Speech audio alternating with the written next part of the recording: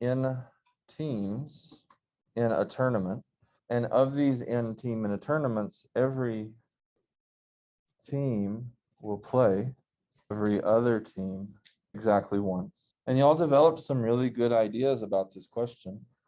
Don't be too respectful of my authority to tell me to put the screen down. Visible to you? Is it better if it's full screen? So one of the ideas we had was we had a conjecture for the numerical value.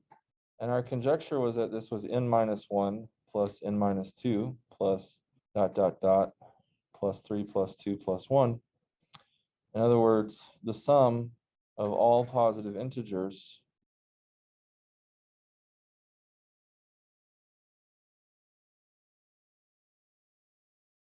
from 1 to n minus 1. Y'all recall this? I heard nothing. Do y'all recall this? Another interesting idea was that we could represent this as a graph.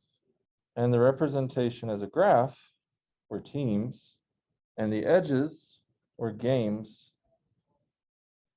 between the teams.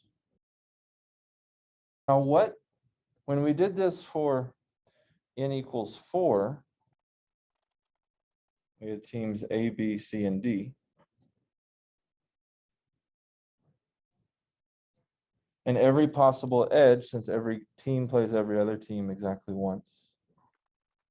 We saw we had 4 vertices. They can totally cross. So they can totally cross. So you could also draw a different diagram that looks like this. These is the same graph with 2 different diagrams. Either one is fine. And so what we wanted to look at is a couple of things related to this. Type of graph that has 4 vertices and all possible edges between it. This is a complete graph on 4 vertices. So this is K4. Lots of stuff bothers me about this. Maybe there's a better notation I could use. And it's usually better if we write things from smallest to largest. So I'm going to write it instead as 1 plus 2 plus 3 plus ... represents the same thing. Do you agree? Is there a way I could represent this without the ... dots? All right, what would the summation look like? And I have to have a variable that goes from 1 to n minus 1. Pick whatever variable you want that isn't n. I feel awful. I just told you can pick whatever you want. Oh, yeah, you picked I. B. B is a great variable.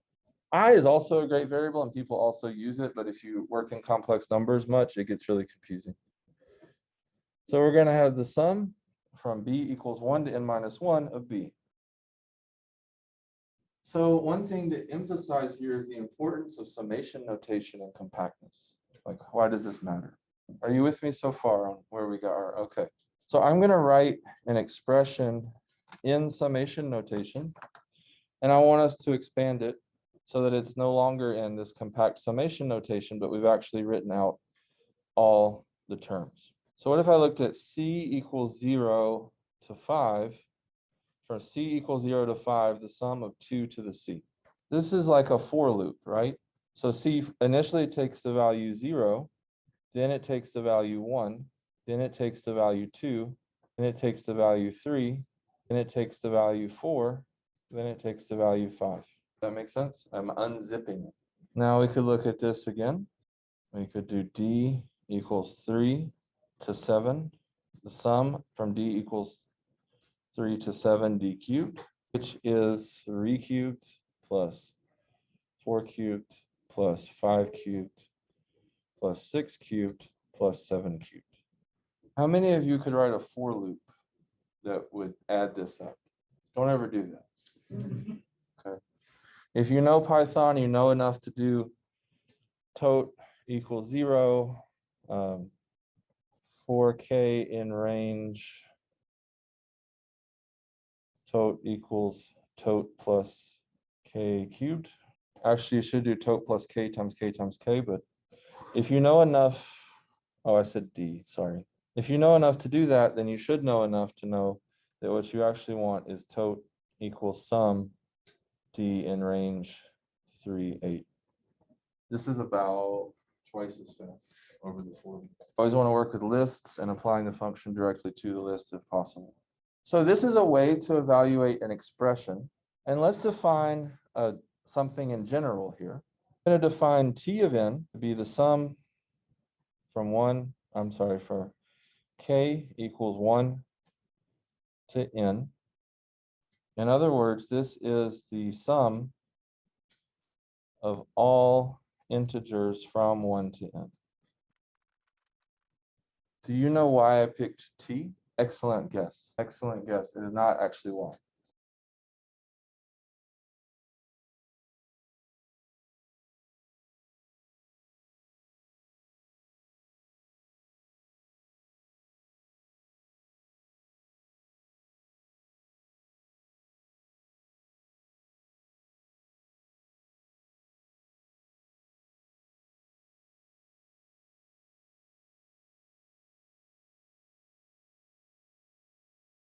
I'm sure that this was known to Pythagoras, although I'm sure he didn't use this notation.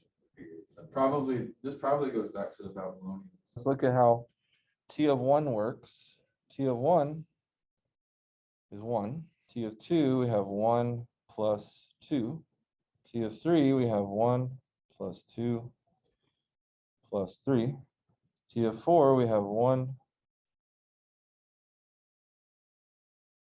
There are also square numbers, which are obvious. Pentagonal numbers, hexagonal numbers, lots of polygon shapes have numbers named after them.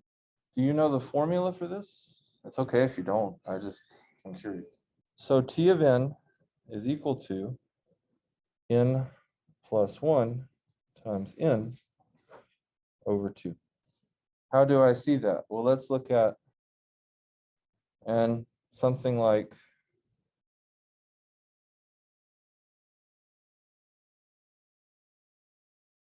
morally it's something like this. And then if you think about how you would do this, which is where you get the 1/2 from, with something like n squares here and something like, it looks like it should be 1/2 n squared, but somehow it's not. You won the wrong half of the battle.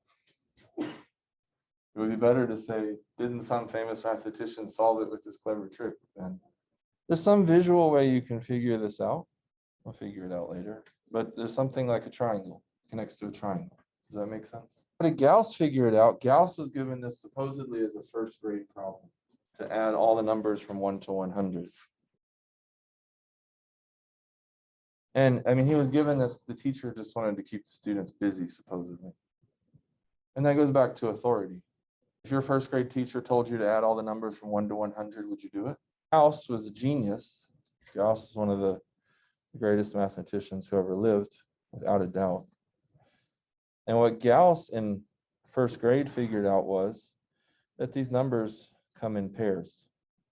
So what Gauss saw was a pattern. And I really don't know if the story is true. It's told all the time, but that doesn't mean it's true. What Gauss realized, though, is you could add 1 to 100, which gives you 101. You could add 2 to 99, which gives you 101. You could add 3 to 98, which gives you 101. And you could split this up into pairs and figure out how many pairs there were, and then you had 101 added that many times. Does that make sense? So the question is, how many pairs are there? And to answer that, you need to look at, well, what's the middle? Where do you stop? If you look at each pair as going to its smallest element, then you stop at 50. And this is related to tournaments. Because if you're not careful about the pairs, how do you know that you haven't overcounted? So you have to look at the smallest number of the pair as the identifier. So this was 100 plus 100, or 101 plus 101 plus 101, 50 times. Or 50 times 101. And I don't know if Gauss made this leap or not, but what you can realize is this is the value. What you want is the value of each pair, number of pairs. How does that get us to T of n equals n plus 1 times n over 2. Is there some way to see some of this as the number of pairs, the value of each pair? You said the number of pairs is n and the value of each pair is n plus 1.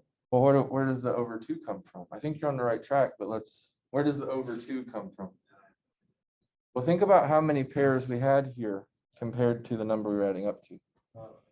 We didn't have 100 pairs we had, but that's assuming that we can actually do this and actually come up with a reasonable division by 2, right? So this, you can think of it this way when n is even. And you can think of it the other way because when it's odd, then it works slightly differently. You have to add 1 and subtract, and these are the exact same expression, right?